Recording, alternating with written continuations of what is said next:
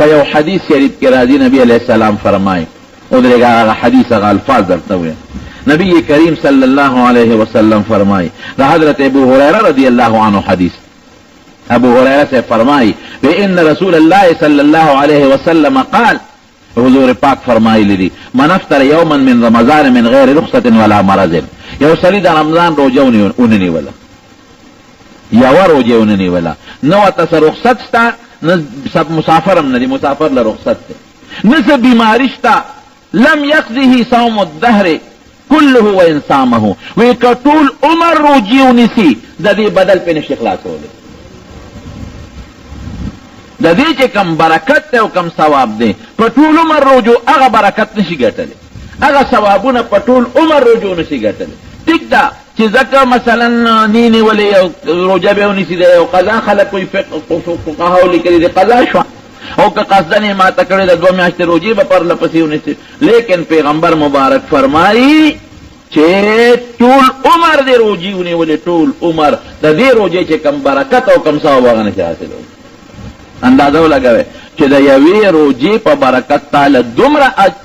ثوابونه الله درکوي لکه ټول عمر چې د روژې نیولې.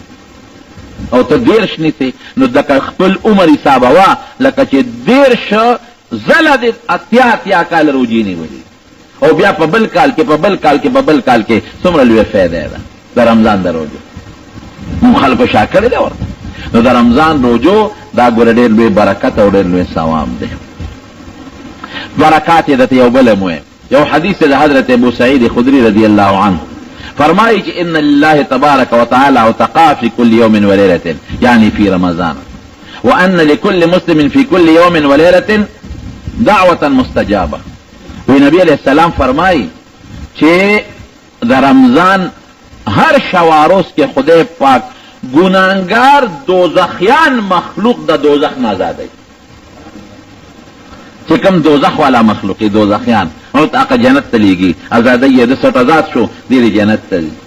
او په شواروز کې یو ټیم داسې دی چې په هغې کې الله د مسلمان دعا خامخا قبلی، لازمن پکې دعا قبلی. او ګمان کوم الله ته معلومه ده چې هغه وختونه کم دي، خو د پېشمني د وخت ډېر لوی فضیلت راغلی دی، او د روژه ماتي د وخت ډېر لوی فضیلت راغلی دی. نو خصوصا د روژه ماتي په وخت کې لکه دعا غواړئ ښه، هغه وخت کې سړي کجورې او شربت ته تلواري دعا ته روخیال نی. خیر دی چې دا 14 ګنټې روژه دې ونیوله نو یو منټ 2 منټه لږ دعا پکې وغواړه که نه، ډېر د فایدې خبره ده. دا د حضور پاک مبارک حدیث. یو بل حدیث کې راځي نبی علیہ السلام فرمایي وی د روژهدار د خولې نه چې دا کومه بدبویي ځي، معده تشه شي یو سام غوندې د خولې نه ځي، وی اطیب عند الله من ریح المسک. وی دا په خدای په نزد د مشکو د خوشبویۍ نه مزېدار دی. څنګه د هغې مختلف توجیحات علماو کړي دي. لکه دلته تا ته خدا بدبویي ښکاري، خو فرشتو په خدای دا د مشکو خوشبویي ښکاري. یا بعضې علما وایي چې د قبر نه پاسې د خولې نه به د مشکو خوشبویي دي، او بعضې علما وایي چې د محشر په میدان کې به د خولې نه د مشکو خوشبویي دي، او بعضې وایي چې نه په جنت کې هم چې دی جنت ته داخل شي د دې خولې نه به یو خاص قسمه خوشبویي دي، هغه به د مشکو په شان خوشبویي به ورکوي. یو بل حدیث پاک کې راځي وی خدای پاک د رمضان برکت ته تمام وی سرکشه شیطانان پکې خدای تړي. تصفد فيه مردة الشیاطین، دا پکې الله تعالی تصفد او تړلی شي. نو ډېر خلک پکې دا سوال کوي وی دا شیطانان چې پکې وتړلی شي نو دا خلک دا ګناه بیا ولې کوي؟ نو دوه خبرې دي، یو خو سرکشه شیطانان، یو دا دی. دویم دا چې که شیطان دا د شیطان تذلیل شو او د روژې برکت ته خدای ښکاره کوي، دا مطلب نه چې ګناه به نه کوي. ولې؟ ځکه شیطان له خدای طاقت ورکړی دی. نبی علیہ السلام فرمایي وی که دې په 9 اسمان کې او ته په ځمکه کې نو د 9 اسمان نم ستا په دې زړه کې د هغه ځای نه اثر کولی شي. نو چې وی تړیم دی د بار نم خلطم راوږدولی شي او په لکه دې اثر کوي. بل دا چې دا ګناه سړی کوي نو دلته کې نفس دی، یو خراب نفس تا پروت دی. بل شیطان 11 میاشتې ستا په دې وجود کې ناسته کړې ده، د هغې اثرات خو به یې که خو ګورئ که رښتیا ووایو نو د نورو میاشتو په نسبت ګناهونه د خلکو کم شي که نه شي؟ تلاوتونه زیات شي، ذکرونه زیات شي، صدقې خلک ورکوي، ختمونه کوي، نفلونه کوي. چېرته به ډېر خلک وي چې هغوی به مانځله په نورو میاشتو کې نه راځي او په دې کې مانځله را روان شي. نو د همدغه وجه ده چې خدای شیاطین وتړي. یو بل حدیث پاک کې راځي نبی علیہ السلام فرمایي چې په رمضان کې خدای د دوزخ دروازې بندې کړي او د جنت دروازې خدای پاک کولو دې بل برکت دی.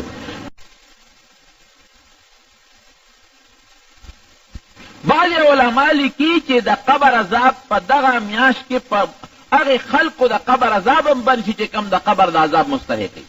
بعض علماء لیکي ولې وایي د قبر د عذاب د دوزخ د طرف نه راځي، د دوزخ دروازې بندې شي. او چې کم سړی مسلمان په دې میاشت کې مړ شو نو چې د دوزخ دروازه بند او جنت کولو د څه خیال دی؟ دوزخ ته به ځي که جنت ته به ځي؟ جنت ته به ځي. دا د رمضان د میاشتې برکتونه دي. نبی علیہ السلام فرمایي وی چې چا د رمضان روجې ونیولې وی د جنت د دروازې ډېرې دروازې دي، یا د یوې دروازې نوم یې دی باب الریان چې روجه زما ده. نبی علیہ السلام الله وی حدیث قدسی دی روجه زما ده، نو مونځ هم د الله دی، زکات هم د الله دی، مونږ الله له ورکو، او صدقه هم د الله ده، مونږ الله له ورکو. دا د روجې تخصیص ولې کوي؟ وجه یې درته ووایم. روجه داسې عبادت دی که ته څوک نه خبرې نه خبرېږي. مونځ چې ته کوې نو که نور څوک نه خبرېږي نو د محلې خلک خو نه خبرېږي، مونځ خو به جمع کوې که نه، جمع خلک د نه خبر شو. حج چې کوې بیا د نه خلک خبرېږي. زکات چې ورکوې که بل څوک نه خبره چاله یې ورکوې خو د نه خبر شو که نه. او روجه داسې عبادت دی که ته څوک نه خبرې څوک د نه خبرېږي. او زه به یو مثال درکړم. زمونږ د دې دین په دې کتابونو کې یو کتاب د هدایه ورته وایي، د فقه اخیری کتاب دی، غټ او ډېر مضبوط کتاب دی، درون. د هغې مصنف دی علامه مرغیناني رحمت الله علیه. علما د هغه تاریخ لیکي وی 14 کاله روجه نیولې ده او په دې 14 کاله روجه کې ته نه بچي خبر دی، نه ته ښځه خبر ده، او نه ته شاګردان خبر دی. وروسته ته بیا خلک خبر شو. او هغه څنګه؟ هغه داسې وه چې دا نیکان خلک خو پېشمني پاسي که عبادت کوي او څوک کتاب ګوري، نو پېشمني معمول ځان له بعضې خلک جوړ کړي، نو پېشمني خامخا مونږ پیالې چیس کړو، څوک ډوډۍ وخوري څوک څه خوراک وکړو. دی ځان له یو معمول جوړ کړی چې پېشمني به یې خوراک کوو، یو معمول. د غرمې ډوډۍ به وله بیبي راوړه، د خاص کوټه وه هغې ته به ډوډۍ راوړه، هغې کې به یې کېښوده، بیبي ته به یې زه دننه زه ور بند کړه، هغې به ور بند کړه. شاګرد ته به یې اواز وکړو دلته راشه، وي دا ډوډۍ وخوړه. شاګرد به یې ډوډۍ وخوړه، ډوډۍ به یې وخوړه، اوس دروازه بنده کړه، ځه دروازه یې بنده کړه بلام. ښځې ته به یې اواز وکړه دا لوښي دې واپس یوسه. ښځې به یې دا خیال وکړه چې دا ډوډۍ ده وخوړه، او به خبر نه شوه. او شاګرد به یې دا ګمان وکړه چې د خپلې څه خوړی دی زما دپاره راوړی دی، هېڅوک به خبر نه شو. او ماښام خو خامخا سړی روټۍ. نو د هدایې ملا صاحب خلک وایي هدایه ډېر برکتي بني. مصنف یې څوک دی لیکلی چا ده 14 کاله د هدایې ملا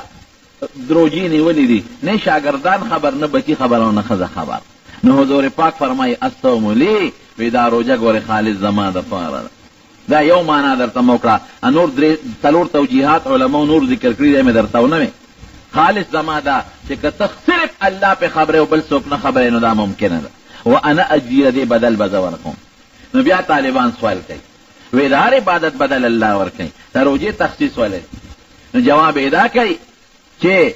د نور عبادتونو ثوابونه به الله د فرشتو په لاس ورکوي، او د روجې دا به الله په خپله ورکوي. څونه لوی اهمه خبره شوه. بعضې وخت کې بادشاه یا وزیر علی یا ګورنري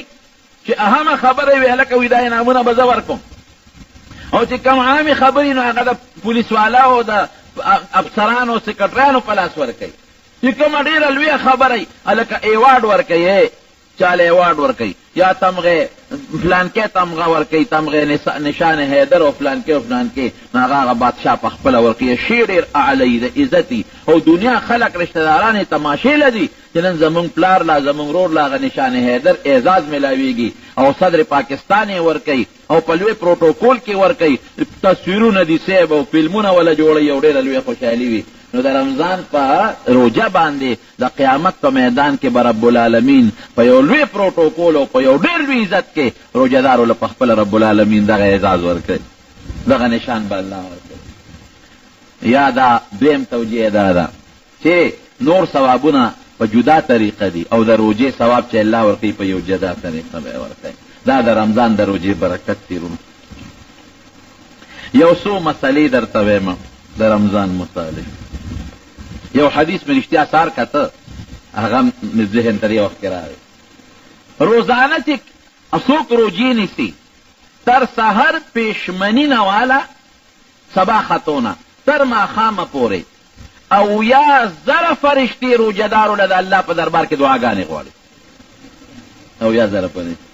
نو چې څوک کې روجه ونه نیسي څومره بېخوند بې غیرت هم دی بې غیرته دی او څومره د ثوابونو نه محروم هم شي او یا زره فرشتې او یو بل حدیث مې یو کتاب کې ولید چې د الله د عرش فرشتې دي د الله عرش یې نیولی نو هغوی هم لګیا دی عبادت کوي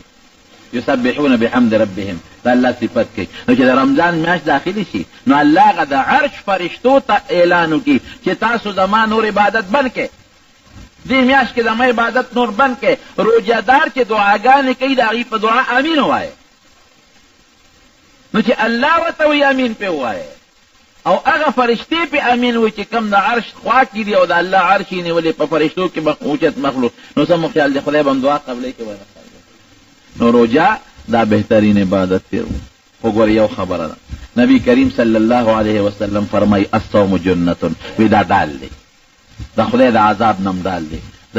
ځنکدن د تکلیف نم ډال دی د قبر د عذاب نم ډال دی د محشر د ورځې سختو نم ډال دی او د دوزخ د عذاب نم ډال دی خو ګورې ما لم چې وی نشلی ګورې دال چې وي پخوا به د سرمنې ډال مو د اوسپنې ډال به مو نو سرمنې ډال به یې مخې ته نیولو چې دشمن به پې غزار کوو نو په هغې به یې ځان بچ کوو خو چې ډال دې وشلو نو بیا پې ځان نشي بچ کولی نو نبی علیہ السلام فرمایي چې ډال دی خو چې ګورې تر څو دې شلولی نه شلی به نه شلیږي پس روجه پس څه بربادېږي نو نبی علیہ السلام دوه څیزونه ذکر کوي نور هم شته خو دا دوه درته دلته وایم الکذب والغیبة یفتران الصوم دروغ او غیبت دا روجه ختموي خو حضور پاک فرمایي داسې نه ده چې ګنې روجه ماته کړه ماته یې دله نه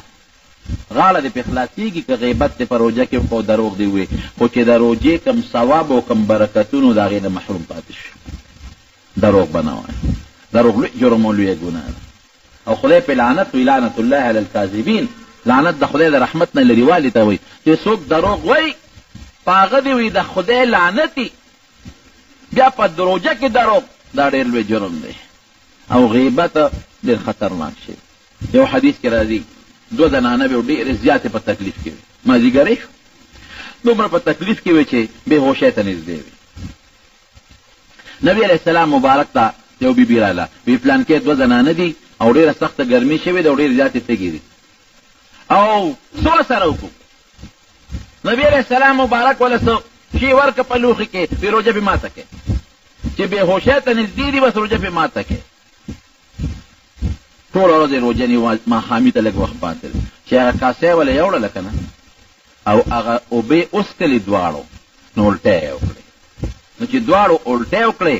نو په هغه کاسه کې د غوښې ټوټې وغورځېدې کاسه د دواړو د الټو په ځای د خولې نه د دواړو د غوښې ټوکړې پرېوتې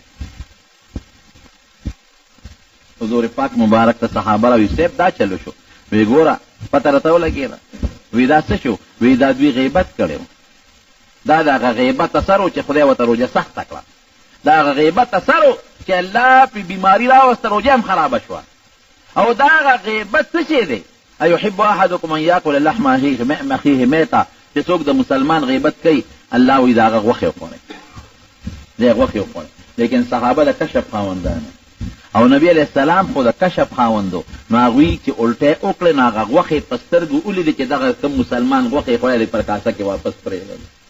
دقه رنګ چې ته الټی کوې نو تا نه هم د مسلمان غوښې لاندې پرېوځي خو موږ د کشف خاوندان نه یو موږ ته ښکاري نه غیبت خطرناک شی یو حدیث پاک کې راځي چا چې د مسلمان غیبت وکړو د خپل ټول قبول شوی عبادت هغه ته وبخه نو مونځ بل لکې روجې بل لنیسې صدقې بل لکې کمبخته چې د بل مسلمان غیبت کې دا ولې جرم کې حضرت امام ابو حنیفه رحمت الله علیه ته چا وی صاحب ته غیبت نه کې د خلکو وی چې د خلکو کوم د مور غیبت ولې ونه کړم وی د مور هم څوک غیبت کوي نو وی ما د پیغمبر علیه السلام مبارک حدیث لیدلی دی چې څوک د چا غیبت کوي خپلې نیکۍ ورته وبخلې نو چې د پردو غیبت کوم او پردو ته نیکۍ بخوم نو د مور به وکړم چې دا نیکۍ مې مور له خو لاړې شي که او یو بزرګ له یو سړی راغی وی صاحب فلانکي سړي ستا غیبت کړی دی دې کور ته لاړ د کجورو نه یو تال ډک هغې وله په تحفه کې ولېږي او ته وی صاحب د غیبت کوي ته ولا کجوري لګ وی هغه ما ته د خپل جون ټول ثواب راو بخه نو کده د هغه په وس کې او تال کجوري ورو لګم سبب شي نو غیبت خطرناک شی دی نو ګوره د روزې برکت په ختميږي په دروغ او په غیبت باندې دروغ او د غیبت بلکې یو حدیث کې راځي وی که څوک د سره جګړه کوي او کنزل درته کوي نو جواب مو ورکوه داسې ورته وایه چې انی رجل صائم زما صاحب روژه ده کنزل کوي جګړه کوي وی صاحب زما روژه ده پام کوه ګورې جګړه جواب هم وله ورنه کوي نو روژه ډېر د برکت شی دی په موږ تاسو خدای راوستې ده الله دې په خیر په صحیح طریقې باندې سرته ورسولي یو څو مسلې درته د روژې یو خو ما درته تېره جمعه ویلي اوس هم درته ویم چې دا روژه د پېشمني لږ مهرباني کوئ په وخت باندې پېشمني بندوئ ډېر خلک چې هغوی بانک سره اوبه څښي ما تېره روژه د جمعه ویلي بانک خو په سبا کې ویلي کېږي د سبا د خطو نه پس بانک ویلي کېږي نو د سبا د خطو نه پس چې د اوبو څښلې نو روژه دې لاړه برباده دې کړه اوس خو نن سبا نقشې لګېدلې په دې جوماتونو کې ځای په ځای یو نقشه ځان سره کور کېدې یا د ورځې په جومات کې ګورې خپل ټیم معلوموئ د دې مطابق فیصله کوئ دویم دا دی ډېر خلک دا تپوس کوي په روژه کې لمبل روژه ماتېږي که نه په لمبلو روژه نه ماتېږي که څوک لامبي د غریب تږی دی یا مثلا وجود ته تکلیف دی او دی اولامبي یا د بل ضرورت وجه نه لامبي هېڅ نقصان نه راځي صرف دومره د فقهاو یو جزیه لیکلې ده که یو سړی د تندو د ختمولو دپاره په اوبو کې غوټې وی نو مکروه دي پرېږده چې لږه یو پوټې تنده دي وي چې ثواب دې زیات شي اون دا تنزیحي مکروه دي نقصان پہ روجے ته نه رسي بهر کیف روجه پہ نه خرابېږي یو سړی لامبي یو سړی سر غوړ کړي په دې روجه نه خرابېږي اگر چې بعضې سړی سر غوړ کړي نو په دې حلق کې د هغه غوړوالې محسوسوي یا سترګو کې رانجه واچوي نو په دې حلق کې که دې داسې ناري کړي او خلاص کې راوغورځي نو په هغې کې د رنجو هغه اثر راځي په دې روجې ته فرق نه راځي ښه سر غوړولو باندې یا په سترګو کې دارو واچوي یا په سترګو کې رانجه واچوي دې باندې روجې ته هېڅ قسمه فرق نه راځي که په یېره چا څوک خوړل روجه پې نه خرابېږي او که چا خوړل په یېره چا خوړل نو ته به ورته یادی که به نه یادی نو فقها وایي که سړی مضبوطو ورته یاده که یا لکه روجه دې ده او که سړی کمزوری بوډاو یا بیمارو یا د صحت نه کمزوری دی مې یادوه ورته خدای وله روزي ورکوي پرېږده چې وخوري په یېره روجه نه خرابېږي او که په غلطۍ باندې ته روجه ماته شوه غلطۍ او یېره کې فرق دی یېره کې د سړي نه روجه یېری او په غلطۍ کې په خطا کې ورته یادی لکه مثلا سړی په غسلخانه کې لامبي او دا بوجۍ خولې ته مخامخ شوه روجه یاده ده او غلطۍ سره خولې ته په قصد نه په خطا او په غلطۍ هغه اوبه حلق ته لاړی نو په دې روجه ماته شوه خو صرف یو روجه به نیسي کفاره پې نشته ځکه د قصدن دا کار نه دی کړی وخت کې کله چې اوبه لاړې نو په دې روجه نه ماتېږي که یو سړی پوزه کې اوبه اچوي نه خرابېږي خو که بره دې راښکلې او دا تېرې شوې نو روجه دې لاړه برباده شو که یو سړی غاښ وباسي په روجه کې پرون ما نه چا تپوس کړی په ټېلیفون ځکه ویم نو په غاښو ښو روجه نه خرابېږي خیر دی خو احتیاط دې وکړي هغه انجکشن کوئ نو په دې روجې ته فرق نه پرېږدي احتیاط دې وکړي احتیاط دا چې هغه دارو یا وینه تېره نه شي که هغه دارو یې تېر کړي نو روجه ماته شوه یا هغه وینه چې غاښ نه روځي هغه تېره شوه نو بیا روجه ماتېږي نو احتیاط دې وکړي نور په نفس غاښ اوښکلو روجه نه ماتېږي که د یو سړي لوګی تېر شو په لاره روان دی چا خشاک بل کړی دی لوګي هغې تېر شو نو په دې روجه نه ماتېږي او که قصدن یې لوګي راښ کړه لکه سګرټ نو روجه یې برباده کړه روجه یې ماته کړله که د یو سړي دوړه تېره شوه روجه پې نه ماتېږي که یو سړی د مسالې کار کوي او د هغې هغه دوړه یې تېره شوه یا د دارو درملو کار کوي یو حکیم صاحب کیپسولو کې دارو بندوي او د هغې هغه دوړه یې تېره شوه یا یو ښځه ده او په چج باندې هغه دانې پاکوي او د هغې دوړه یې تېره شوه غیر اختیاري په دې روجې ته نقصان نه رسي خو یاره احتیاط ته کوي په روجه کې د دې څیزونو نه ځان ساتي انجکشن باندې روجه نه ماتېږي که د مټ دی او که د رګ دی او که ډریپ ولې نه دی دا د علماو فیصله د مفتي شفیع صاحب رحمت الله علیه د ډېرو ډاکټرانو نه او د علماو کمیټي کې نولې او په هغې کې فیصله کړې ده مولانا اشرف علي تانوي صاحب او مفتي شفیع صاحب ټولو دا فیصله کړې ده نو په انجکشن باندې د رګ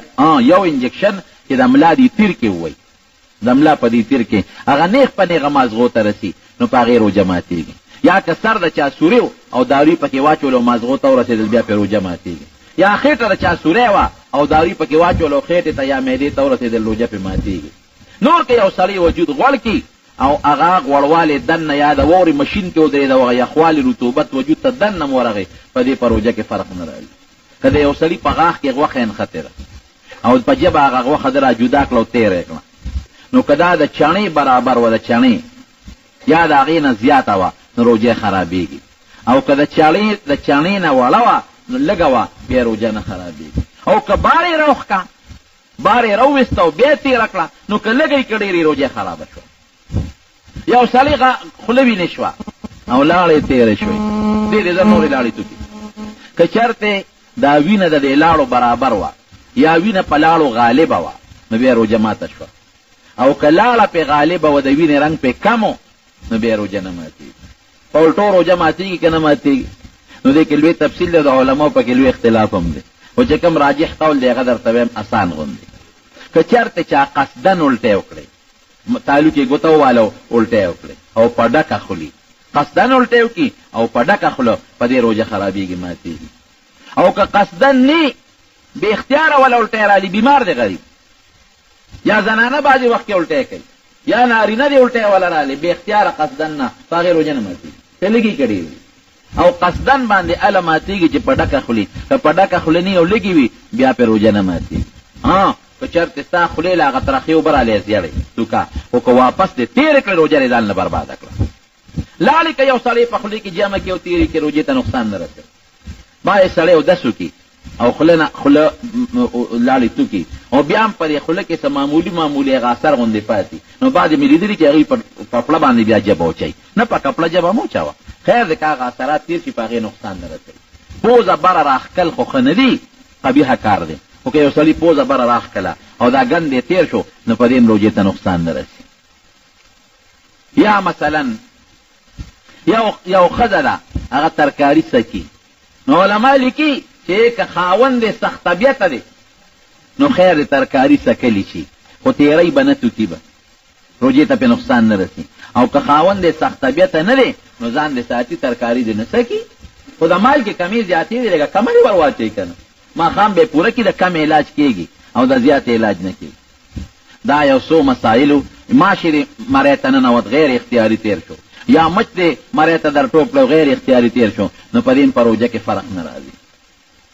دا بعضې مسایل زما ذهن کې و چې کوم زمونږ په دې وطن کې مروج مسایل. یو ځوان زلمی سړی ناجوړه دی، دی به څه کوي؟ دی د مسلمان ډاکټر ته رجوع کړي. هغه مسلمان ډاکټر چې ګورې په خپله روجې نیسي هغه ته دې رجوع کړي. که هغه ورته ووایي چې ستا دا بیماري داسې ده چې یا تمرې او یا زیاتېږي، روژه مه نیسه، بیا دې نه نیسي. خو د ځوان زلمي چې روژه ونه نیسي په فدیه کار نه کېږي، دی چې جوړ شو دا روژې به بیا نیسي، او که پکې مړ شو نو خلاصه ده خبره. که 10 ورځې جوړ شو د نه نیولې دا هغه 10 ورځو روژو پې پورې دي، او که بلکل اډو جوړ نه شو په دې بیمارۍ کې مړ شو هېڅ هم نشته. او بوډا سړي که روژې ونه نیولې نو په بوډا سړي فدیه شته، هغه د یوې روژې فدیه ورکوي. د یوې روژې فدیه څومره ده؟ یوه سرطانه په کم 2 کیلو اوړه یا د هغې قیمت، په کم 2 کیلو اوړه یا د هغې قیمت، دا د یوې روژې فدیه ده. خو ګورې که چا د سار نه روژه نیولې ده او قصدن یې ماته کړه ویې خوړه، یا قصدن بیبي ته ورنږدې شو، یا قصدن یې اوبه وڅکلې، نو د هغې بیا 80 روژې کفاره ده. دغه به هم نیسي او 80 روژې به نیسي، بیا ګرانه خبره ده. نو دا د روژو متعلق څه بعضې مسایلو درته مې ذکر کړل. کوشش کوئ چې په روژه کې الله راضي کړي، د برکت میاشت ده، عبادت پکې وکړئ، تلاوت پکې وکړئ، ختمونه پکې وکړئ، ذکر پکې وکړئ، درود شریف پکې ووایئ، او د غیبتونو او دې څیزونو پکې ځان ساتئ. نور الله رحیم ذات دی او کریم ذات دی، الله به خپل رحم و کرم کوي. او خصوصا د روژه ماتي په وخت کې دعاګانې کوئ، ځان لم کوئ، مور او پلار لم کوئ، استادانو لم کوئ، بچو لم کوئ، همونږ غریبانان هم پکې یادوئ، همونږ به پکې تاسو یادو. نو د روژه ماتي د مسلمان دعا د غایب مسلمان دپاره خدای پاک قبلوي، او د روژه ماتي په وخت کې خو بیا ډېره دعا قبلوي. دا څو خبرې مې عرض کړلې. رب العالمین دې د رمضان دا روژې په مو د طاقت په نیت کې یو سړی ډریپ خېږي چې زه طاقتمن شم، لکه تکلیف چې ورته طاقت ځان ته میلاوي، او نو خیر دغه داسې دی نه کوي، روجه پې نه ماتې کي خو بیا لږ کراهیت لري. ښه جنابه حضرت بلال رضی الله عنه واده کړی و